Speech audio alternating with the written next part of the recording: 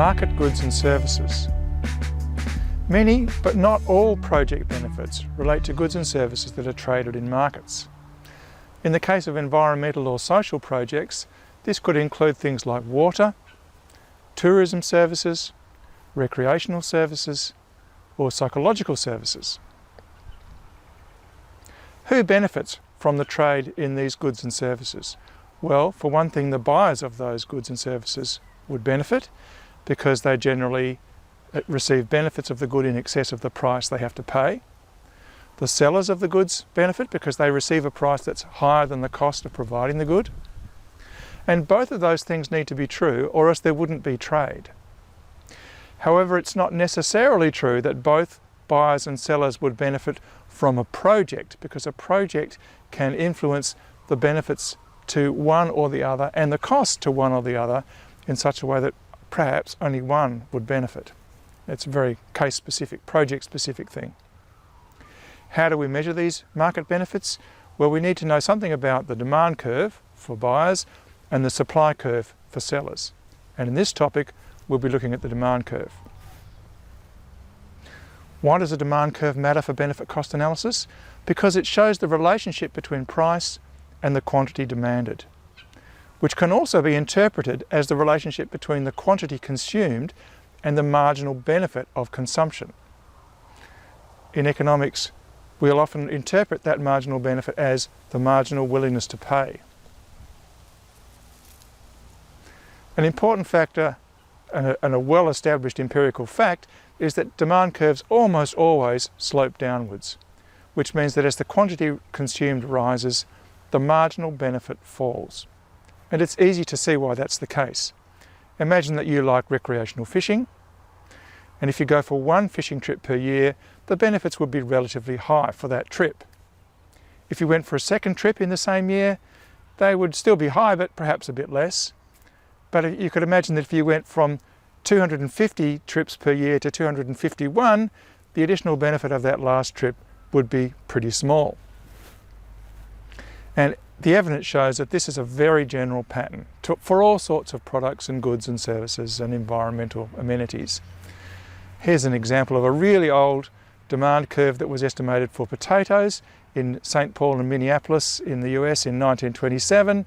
It's just a cute example, and it shows the downward slope in the relationship between the price of potatoes and the quantity of potatoes that is purchased.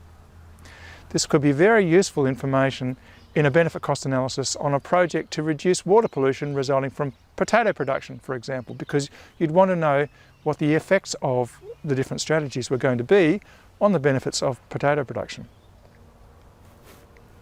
Here's a stylized demand curve, a straight line, which just to reinforce the fact that as the price rises, the quantity demanded will fall, or the quantity purchased will fall. And this is such a strong, consistent observation that it's given the term of the law of demand. And I want to remind you that this curve also shows us the marginal willingness to pay and how it changes as the quantity consumed changes. That's how we're going to use it to get the estimates of the benefits from consumption. Let's imagine that for this particular product, whatever this demand curve is for, the price is $40. And that means that consumers in this market will choose to consume 60 units of this product, which is indicated there by the vertical red dashed line on this graph. You can see Q star, the optimal quantity for these consumers is 60.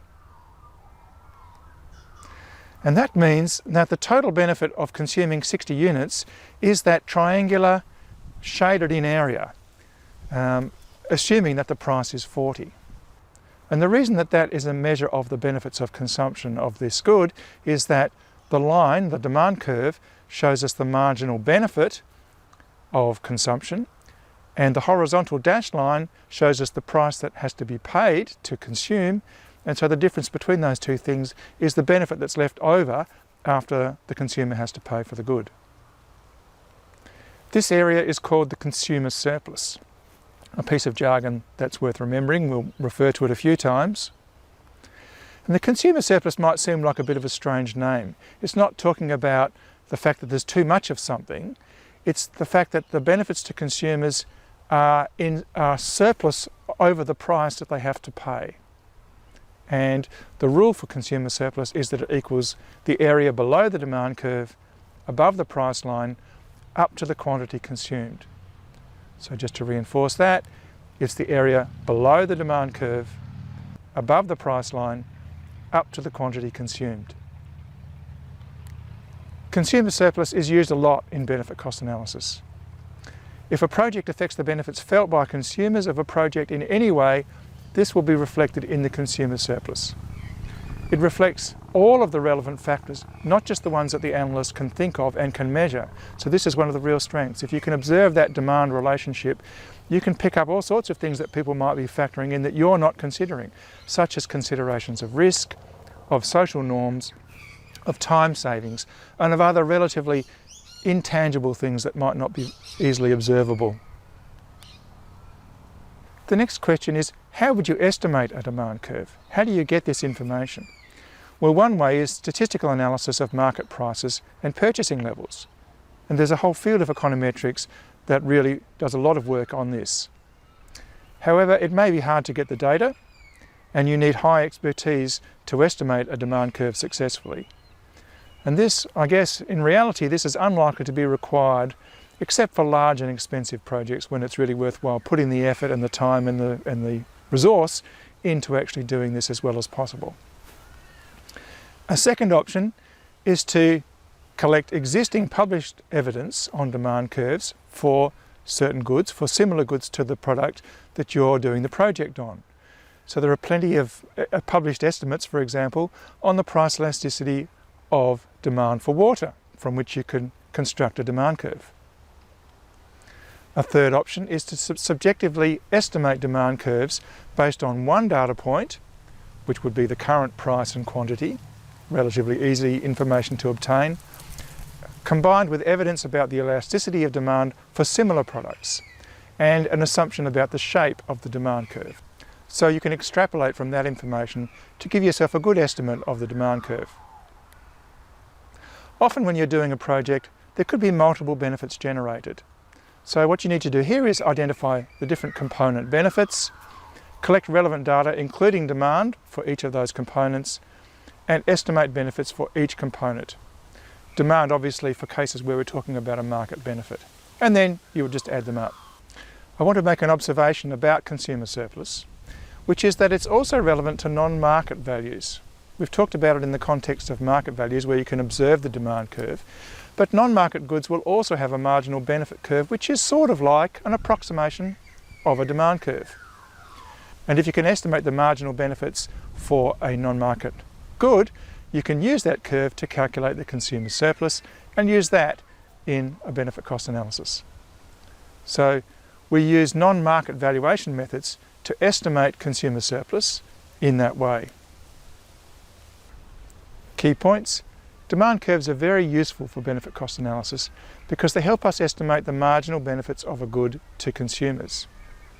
And in that way we can keep track of how those benefits change as a result of the project. So the demand curve helps us to estimate the impact of the project on consumers through the change in consumer surplus. And the change we're interested in is the change with versus without the project.